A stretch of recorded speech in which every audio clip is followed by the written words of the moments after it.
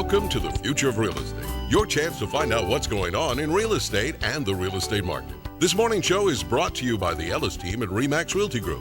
RE/MAX is award winner for most transactions in Florida. With the Ellis team at RE/MAX, it's a family affair. Always call the Ellis team, they'll handle you with care. Welcome back to the Future of Real Estate. I'm Brett Ellis of the Ellis team at RE/MAX Realty Group. Don't forget, you can always call us at 239-489-4042 and speak with any member on our team. That phone number again is 239-489-4042. You can always visit our website at topagent.com where you can watch this show, you can watch past shows, or you can get a lot of the housing statistics we have up. You can search the entire MLS, take virtual tours of our properties. A lot of great stuff you can do. Just one website in Southwest Florida. Remember, it's topagent.com. Okay, with us today is special guest Heather Collins from Title Group of Fort Myers. Heather, thanks for being with us again. Thanks for staying with us after the break and not running off. But and I know we just kind of pulled you in at the last second, so really appreciate you being here. We'll have to tell your boss, Debbie, too, that you did very well, and she should have been here because all the bad things we said about her. Okay. Thank you. So anyway, a couple other issues I wanted to get to, and it has to do with management associations. We have to deal with them. That's one of the things. Now, I wish people understood that these management companies, they're in business to make money. So let's say you're an HOA, and let's say you contract to pay your management company $15,000 a year. Maybe it's $80,000 if you're a big neighborhood, but you're contracting them to pay them something. But they're in business to make more fees than that. Fees that the HOA doesn't always get. But if you want to pay off, like let's say you're trying to close. Now, keep in mind, the HOA isn't getting association fees on a lot of these foreclosures and on many of these short sales. But so we're trying to rectify that, get a new buyer in there, get everyone paying, get everyone square. That's the best thing for the community, the HOA, for everybody. The lawns, Right. Vandalism, everything. Right. But these management companies are on a different planet because all they want is give me some money. In fact, don't a lot of them want some money before they'll even tell you if the people are current or delinquent?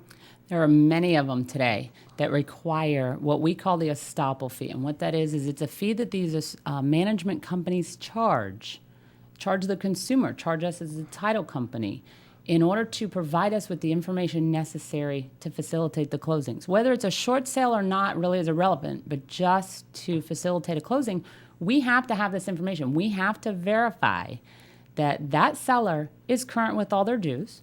How often do they pay? How much is being paid?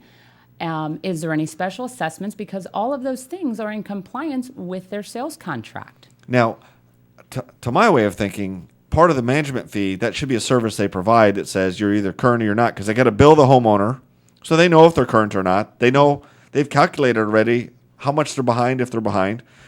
They ought to be able to provide that to a third party. But their argument is, hey, we've got costs here in providing this, so we need to cover our costs. So maybe they pay somebody $10 an hour to go look something up, shoot it off, fax, done. Takes them Correct. probably 4 minutes. Correct. But these management companies might charge $250 before they'll talk to you. You got to pay $250 just to get this figure so we can tell you how much you're in arrears. When it would be beneficial to everyone to just provide the data so we get it closed and get a new happy homeowner in there and get this thing going. But it's not the way it works, is it? No, it's not, and I absolutely agree with you. And the consumer out there, whether it's a buyer or a seller, for the sellers at this point, they are being hit up front. They're being told, you have to pay us. Anywhere, a lot of them start at $100 and can go up as high as $250. You have to pay us up front before we're going to provide your title company with the information that they've requested. They don't understand why they have to pay that, but it's not an option. But you know what's kind of funny? The HOA maybe hasn't been paid for a year.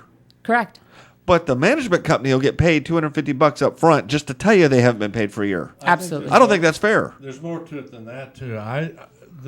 These boards on these homeowners associations are trying to do the best they can. But they don't know the right questions. I don't think they even know that the management companies are charging fees for maybe for a rental background. It's fees going to the management company, and the homeowners don't even know it. Right, but there are messing up sales. Yes, they are. by doing some of these practices, charging $250 just to say, hey, yeah, they're behind a year. Well, we knew that, but we needed your signed piece of paper to prove it, because you can't just take the homeowner's word for it. You need the signed estoppel letter. Correct. That's Correct. right. The homeowners association should be, when they're negotiating their contracts with management companies, ask them what other fees are being charged to homeowners in there. But these are the hidden fees that nobody knows about, and I wish these HOA boards knew more what they were doing so that they could better negotiate, because they're at a disadvantage. The management companies have everyone by the toes, and they can just say, this is the way it is.